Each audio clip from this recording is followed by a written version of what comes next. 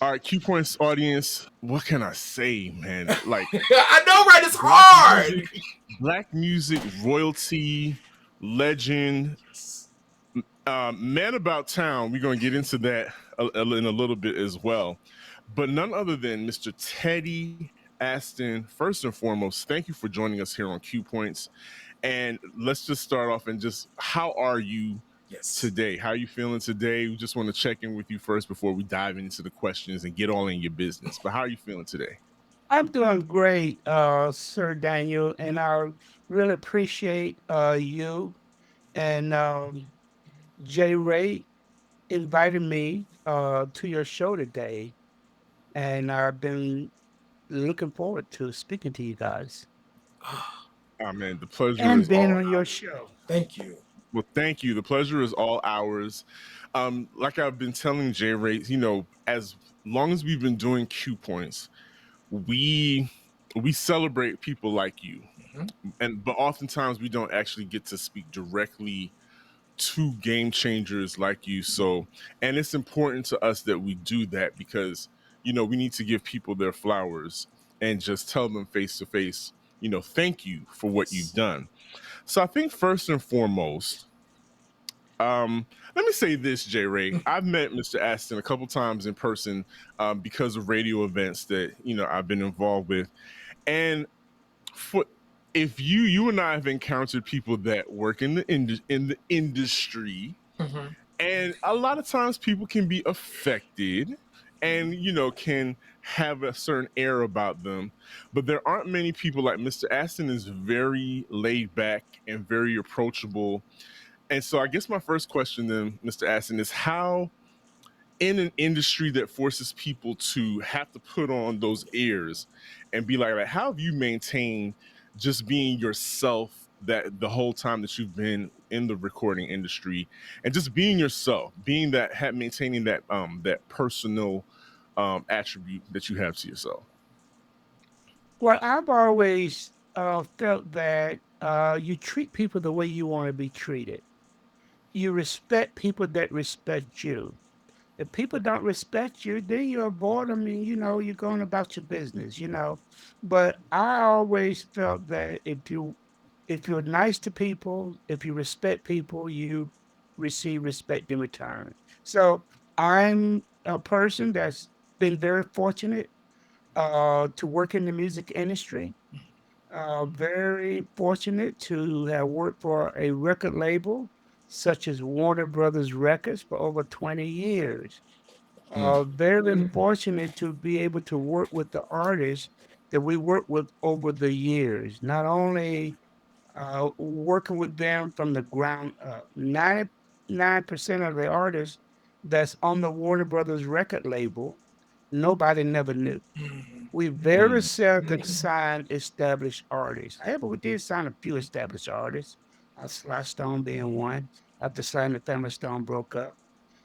Frankie Beverly and Maze after his contract was up with Capitol Records and Atlantic Star when their career contract was up with A&M Records because they saw the phenomenal job that we were doing with Warner Brothers.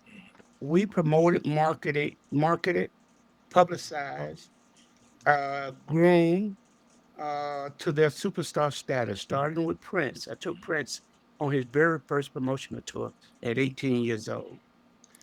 March Day and the Times, Vanity Six, Sheila Yes. E., Zap featuring Roger, Mm. Madonna, Quincy Jones, Miles Davis, Tevin Campbell, James Ingram, Patty Austin. That's just to name a few.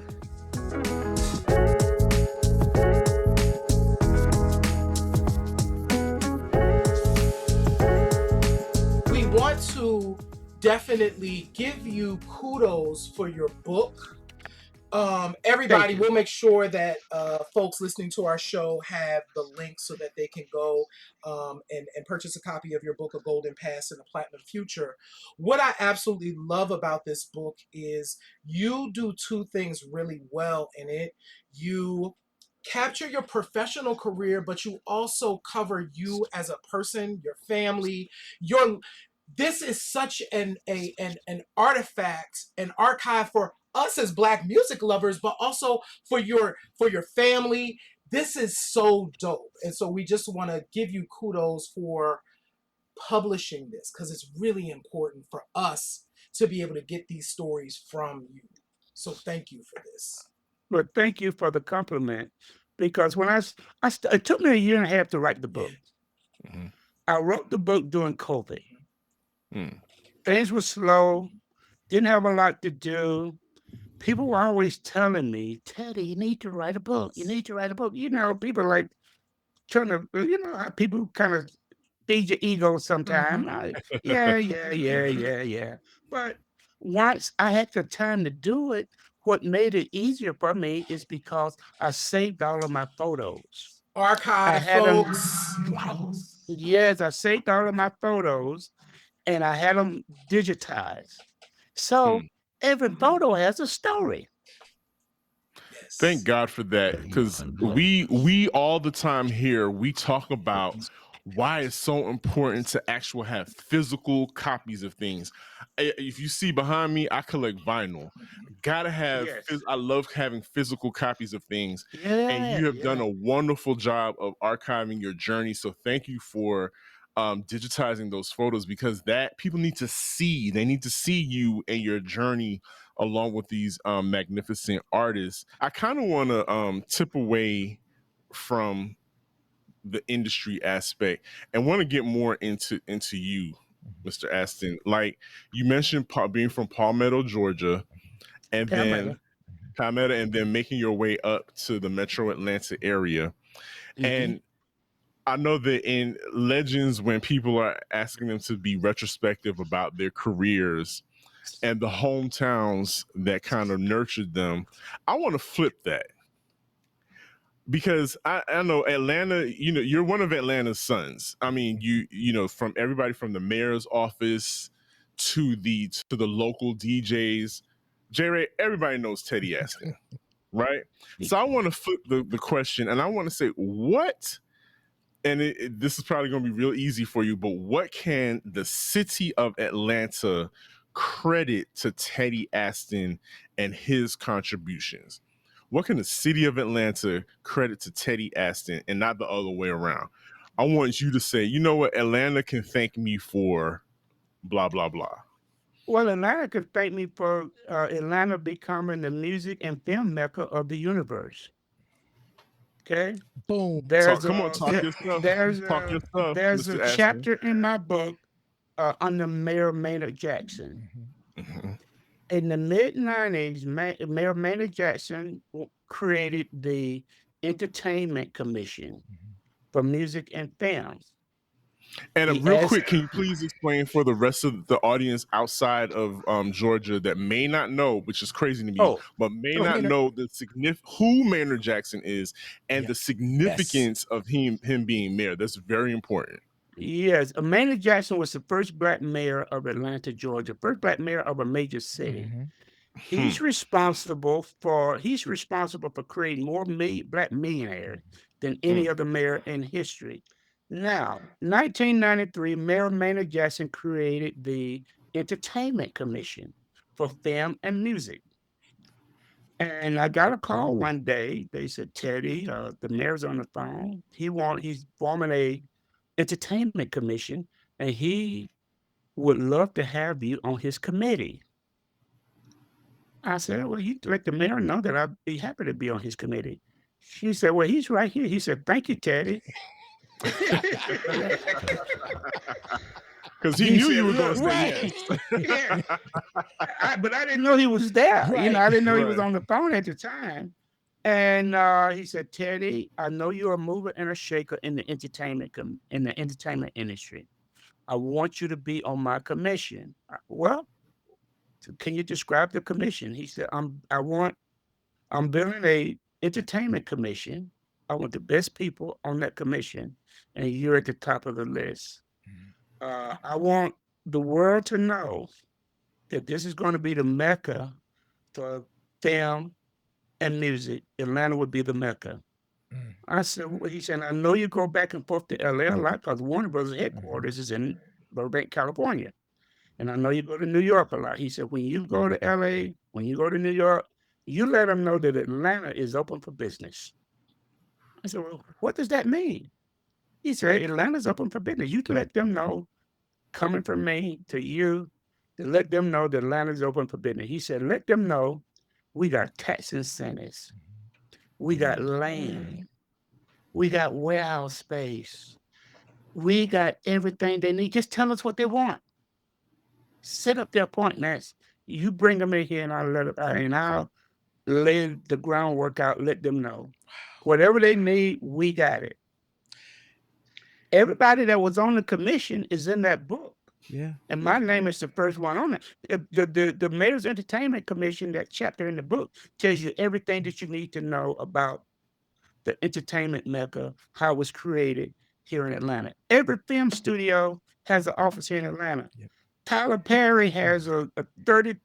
When they closed down a lot of the Army bases, Fort McPherson here in Metro Atlanta, Tyler Perry purchased 333 acres of Fort McPherson. He has the largest movie studio in the world. Every movie company has a branch here. The mayor was saying, look, they don't have to move here. They can just put a branch here to get it started. Not only did they put branches here, most of them moved here. Because it's a lot cheaper doing business here in Georgia than it is LA, trying to make a move in LA, trying to make a move in New York, Canada, or wherever else they got to travel. Atlanta is the place. So we created this music and film and entertainment mecca here in Atlanta, Georgia, thanks to Mayor Maynard Jackson. My goodness, we go from, and I was happy to contribute to that, that's to crazy. the success of it. Thank you so much, Thank Mr. you so Astin, much. for your work. And Atlanta absolutely influences everything. Like every time I see that, it's just, and thank you so much for being part of that, being able to make that happen, because you unlocked a memory. Personal story for me is in the early 90s, as the music of Atlanta started to really hit the scene, that is what made me want to come to the city. I'm like, where is this place that is making this music? I want to go there. Yeah. And it was Atlanta. So just thank you so much. And just to take it a step further, okay? So when we created the Entertainment Commission, all the movie companies and record labels started putting branches here. The governor took it a step further. He said, oh, y'all done did this for Atlanta. Like Georgia. I'm going to make sure we can do it all over Georgia. Savannah, Columbus, Macon, everywhere. Yeah. So, Mr. Astin, you are also, in addition, of course, to your impact in the music industry, you also are an important part of hip hop history. Because you talked about Cold Chillin', the Juice Crew, etc. But before we get into that, because I know this is Sir Daniel's bag. I know he's got a couple things to talk about here before we let you go. But one of the things you talked about that you would do, and you mentioned so many artists that you would take out, oftentimes on their first promotional tours, right? Rappers have a reputation, sir, for being well, I'm sure you probably have stories outside of rappers too, plenty that you could tell. But rappers have a story for being kind of rambunctious, right? It was, new genre, young artists, etc. You've worked across the board. So was there either a hip-hop artist, actually a non-hip-hop artist, that gave you some gray hairs, or maybe a hip-hop artist who in there was tough? You like, oh, this was a tough promo tour. Well, you know what? Everybody wanted to come and work with me. Okay. So when they came, when Warner Brothers was sending artists to work with me, most of them are like, Teddy, I heard so much about you. I've been looking forward to meeting you. Yeah. Man, it's going to be a pleasure to work with you. I never had a problem with nobody. Not one single artist. Never. Now, a lot of rap now when we signed Ice-T, Ice-T had a reputation, but he was pretty hardcore. But working with Ice-T was one of the greatest promotional experiences I ever had. Wow. Intelligent, Yeah. professional, a gentleman. Mhm. You know, I mean, man, we had a great time working together. Now, and because we didn't, he was our first rap artist, so we didn't really know. We were kind of breaking into rap. Right. So, Warner Brothers told us, look, we signed Ice-T. He was on Sire Records. Sire Records was distributed through Warner Brothers. Yep. And Warner Brothers said, look, we signed Ice-T. Got an album coming out, and because we don't really know what to do with it or how it's going to be accepted. But if y'all ever be out on the road and get stopped and get stopped by the police or somebody, and they ask who you work for, what artist, because when you tell people, they want to know what artist you work with. Mhm. Don't tell them you work with Ice-T. Why not? Yeah. He had a record out called Cop Cop Killer. Killer. Cop Killer. Yeah. Yes. Every cop knew about that. Yes. So you didn't necessarily want to associate Yes. that record with yourself promoting and marketing. But it turned out to be a great album. Mhm. We never released cuts like that. Those was always album cuts. Mhm. But we released the best singles and edit out any profanity or anything that we didn't feel comfortable with. Cold Chilling came up. Mhm. They were so happy to be with a major record label to do all the legwork for them, and they had the manpower because they were an independent record label in New York. They had great artists, but they didn't have the manpower. So when they signed with Warner Brothers, man, they can promote our artists. They can take them out on tour. They can market it. They can publicize them. We got local, regional, national, international recognition and distribution. It don't get no better than that. Yeah. So when Cold Chillin signed with us, it was just like they were there all along. It was just like any other artist being on the label. And none of those artists was ever disrespectful. Now, when they were in their, in their zone, they do whatever they want to do. But when they were around us promoting and marketing them, you never heard nothing bad or negative about none of these artists. If anything, they were very entertaining, like Biz Markie, Legend. Big Daddy Kane, MC Shan, Marley Marl, all of them. Biz Markie even put out a record called Picking Boogers. Yes, he did. He sure did. So it was, they had a lot of personality in their music. So it was never, at least I never encountered any negativity with any artist, whether it was pop, R&B, jazz, hip hop, or any format. And J-Ray, I think a lot of that attributes to the fact that they were working with Teddy Astin. Yeah. I think, when you built a reputation, people are like, oh, we need to pull it together because this is a major power broker here. And the fact, I can only imagine these are young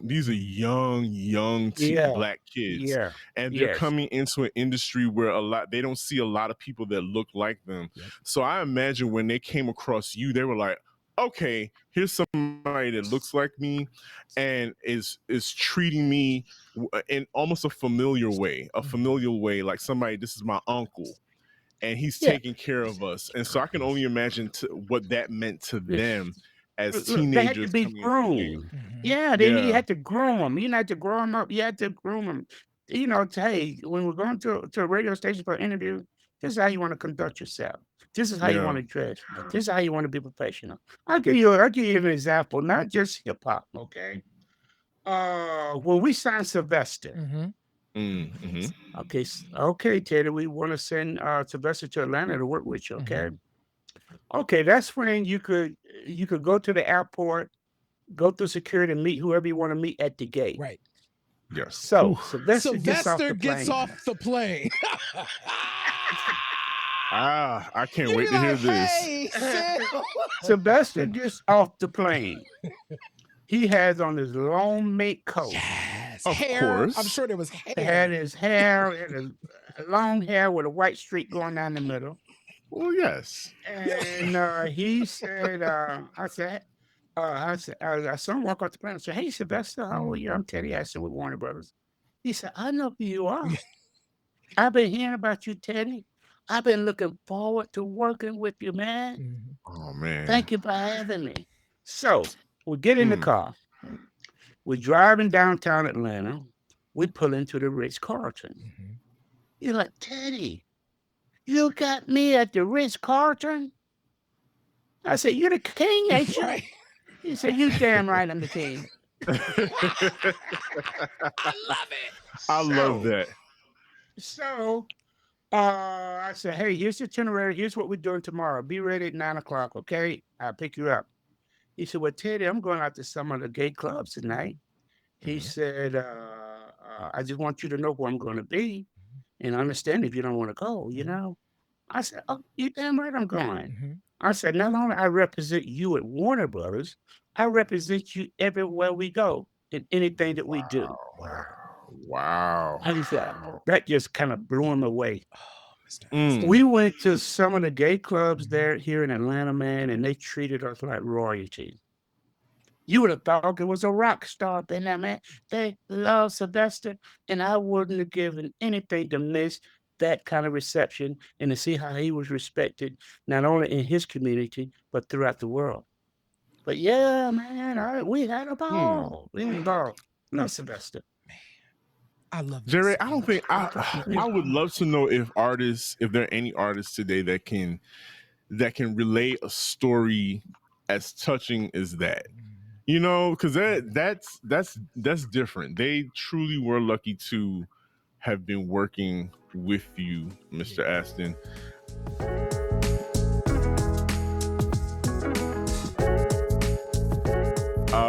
J Ray was talking about, hip hop is my bag, and hip hop history is definitely my thing. When I came here to Atlanta, I was 16, and I was in high school, and I used to listen to the college radio College station radio that had a hip hop show that came on late nights on Sundays, and I would WCRK? no WRAS Georgia State. Oh, already, yes, yeah. Yes. Yeah, yeah. So they would always talk about Jack the Rapper. Mhm. Jack the Rapper this. Such and such showed up at Jack the Rapper. We saw Tupac. There's this new kid named Tupac, and he's gonna be somebody. I in my teenage years, I never wanted to attend something so badly more than Jack the Rapper.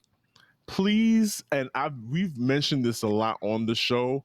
Please tell our audience what Jack the Rapper was as a convention, and just give them a taste of like how mild to wild it could have gotten up there, because there are some very iconic things that happened at Jack the Rapper, especially when we got into the gangster rap era.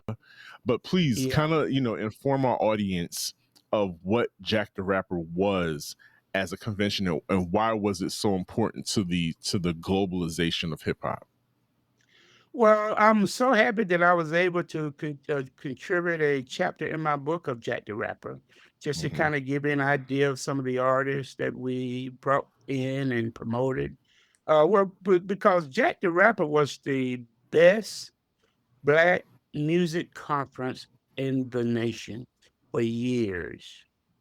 That's when all the record labels wanted to bring their artists in to meet radio people, because radio people came from all over the country. Every record label was there. Every record label usually had a suite. Of course, Warner Brothers had the biggest and the best suite.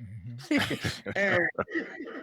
and and if you ever were looking for Jack during those conferences, after everything wind down, you could always find them in the Warner Brothers suite. But it was the biggest black music conference in the world. Every major record label, they brought in their key artists. We even had Prince perform at Jack the Rapper conference one year. Yeah, Wow. yeah. So we would bring in uh, uh, our artists and sponsor registration, sponsor airline and hotel for radio guests.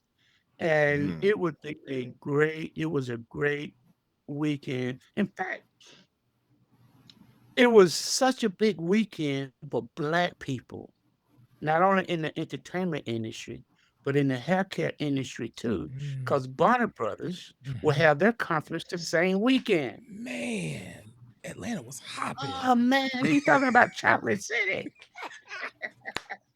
You know, and And Atlanta is notorious for having Many everything at things the same same time. time in the city. yeah, So it's been happening for years, y'all. that Years. happened. So Yes. Bonner Brothers Mhm. hair care and Jack the Rapper was usually at the same time every year. So and they had probably a great 2-year run, but at the same time when hip hop was entering the industry, it got a little rambunctious. Mhm. Yeah. Yeah. And then rightfully so, they was asking, they kept asking, yeah, well, why can't we come? Why can't we come? So Jack said, everybody's welcome. Mhm. Yep. Everybody was welcome, but everybody wasn't polite. Mm. Everybody Mm. wasn't professional. Everybody didn't carry themselves like they should, That hip hop vibe back then in the 80s, 70s, Mhm. and 80s, early Mhm. 90s, that hip hop vibe was, I mean, because you know how a lot of those hip hop artists were back then, Mhm. want to fight, want Mhm. to argue. Yeah. I think one of them shots up in the air or something like that one year, Mhm. and that just kind of killed that. Yeah. That's when it started winding down. Right. Because if Warner Brothers is gonna go, we're gonna go to Jack the Rapper. We're gonna sponsor so many things. We can't have our artists and our guests in situations like that. Right. We create our own vibe. You know, we'll do our own music presentations. But yeah, that really, kind of put a damper on the Jack the Rapper conference Mm. Man. after years of success. When it was a black music conference with jazz and R&B artists, it was the best. But when they started mixing with hip hop and jazz and R&B, it just wasn't a good mix. Mm. I wonder if it's possible to even do that, even in today's market. I'm trying to think. Well, actually, so many of the Well, artists cross over now. So. well, because basically one of the reasons that it was so successful because all the record labels sponsored it. Yeah. Okay, Yeah. we sponsor other label would sponsor the breakfast, the lunch, the dinners, the showcases. You know, we would sponsor probably just with Warner Brothers. We would probably pay registration for 50 people. Mm-hmm. Wow. We probably get rooms for 50 people, Right. our guests. You know what I mean? Yeah. Yeah. But man, they're not spending that No. kind of money these days. That I that was ain't just about to happening. No. say that No. that money ain't flowing like it No. used to. No. It ain't. It Woo. ain't. Oh no. Mm. Those were And the it ain't gonna never flow No. like that. no, unfortunately, those really were the glory days. Yes. Yeah, absolutely, absolutely. My goodness, Mr. Astin, this has been an absolute delight. So many gems from this conversation, but we absolutely just want to encourage folks, if you can hear us, if you can see us, please go and grab Mr. Astin's book. It is available online and you will not be disappointed. It is an absolutely beautiful display, amazing images from personal images from Mr. Astin, but also the artists that you've worked with. I just passed a picture of Frankie Beverly just a second ago. We got Prince in here. We got Donna Summers right here. I know when I flipped this page, I think Sylvester is Sylvester right there. See, I know what's in the. I was Yeah. like Sylvester right there. So, Mr. Astin. Hey, go back to Sylvester. There was a promotion in there. Uh-huh. Okay, then picture next to that. Uh-huh. That's a great promotion I did with me looking like the Pope. I'm in the Yeah, Pope oh, outfit. right. Oh, Look at yeah, that. over here. Well, yeah, right. Yep. Okay, I'm dressed as the Pope, Yes. and just to kind of tell you the kind of Oh, this is promotions the that I would Madonna. come up with. Mhm. I was promoting Madonna's new album, Like a Virgin. Virgin. Get it, Mr. Astin. Mr. Astin, like, I'm in. What do we need to do? All right, here we are. So you were the one that got Let me look, think look, about you were the something. one that got her in trouble with the Right. Catholic Church. Okay, it was you. Blame Teddy Astin. You.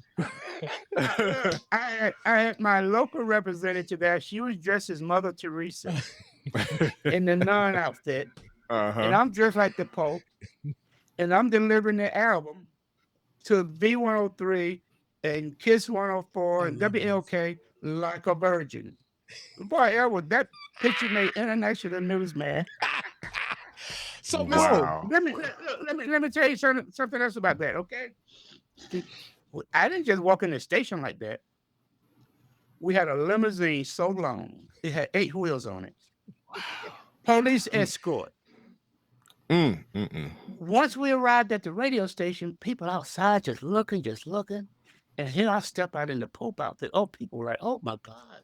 Bless me, Father. And like, I cannot. Mr. Not you out here blessing people in these Atlanta streets. Blessing people with Can I this touch Madonna your roll? album. Can I touch your roll? Stop. Stop it. And I had water. I was sprinkling Not Mr. it. One lady prayed it.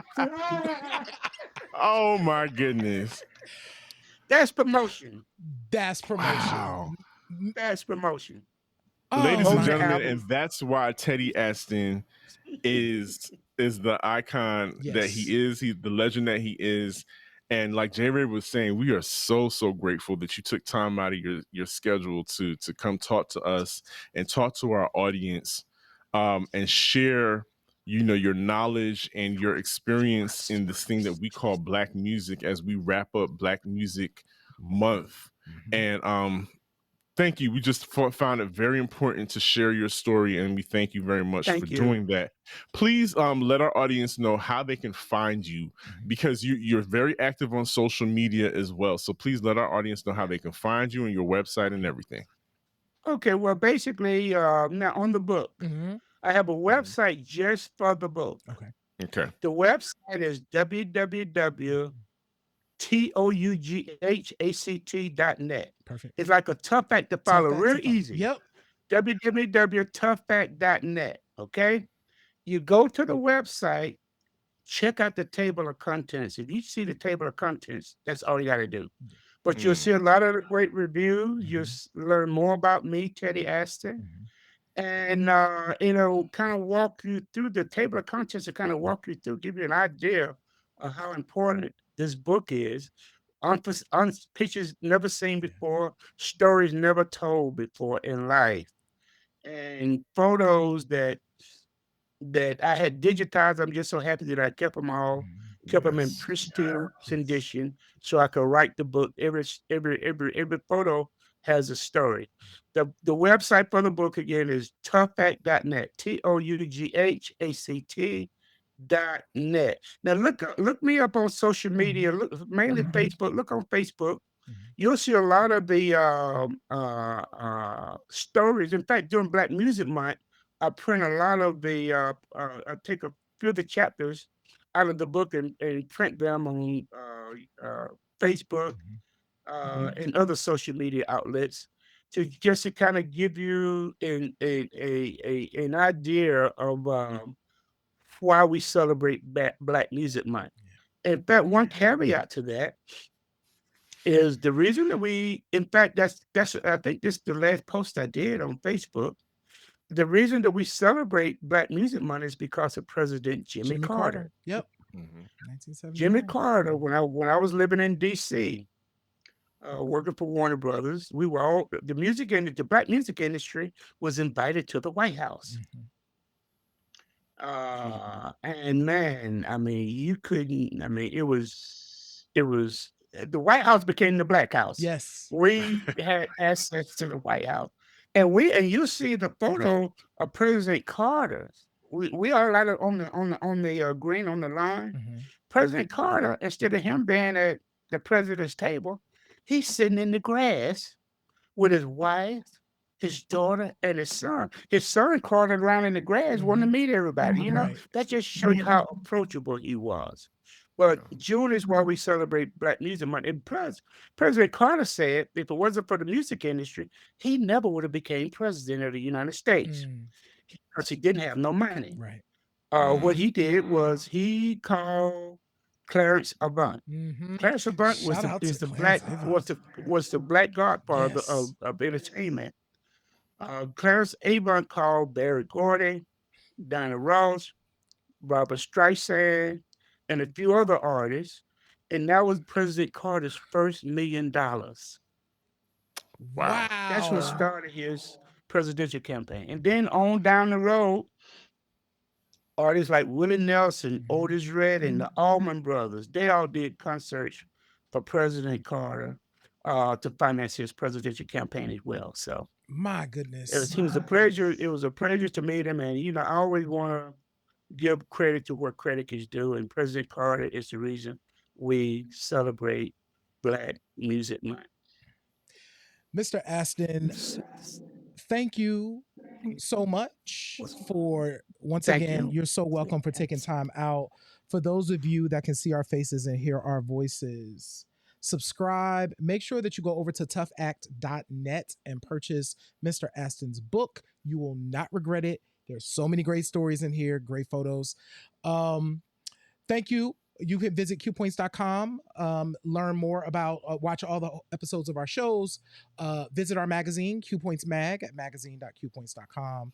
You can shop our store at store.qpoints.com. We appreciate y'all. We love y'all because we get to do this, Sir Daniel. We get to do this. Absolutely. Yes, sir. And it's like I Well, always say, in this life, you have a choice. You can either pick up the needle or you can let the record play. I'm DJ Sir Daniel. My name is Jay Ray. Folks. And this I'm has been Astin. Teddy Astin. Yes. Yes, sir. See? Yes. He's Look, ready. that's that he's a radio man, low Yeah. key, J Ray. He is a radio man. Yes, indeed. We Thank you, so guys. much. I enjoyed it. Thank you for the invitation. You're so welcome. Absolutely. Thank Love you guys anytime. you. Peace, y'all. Peace.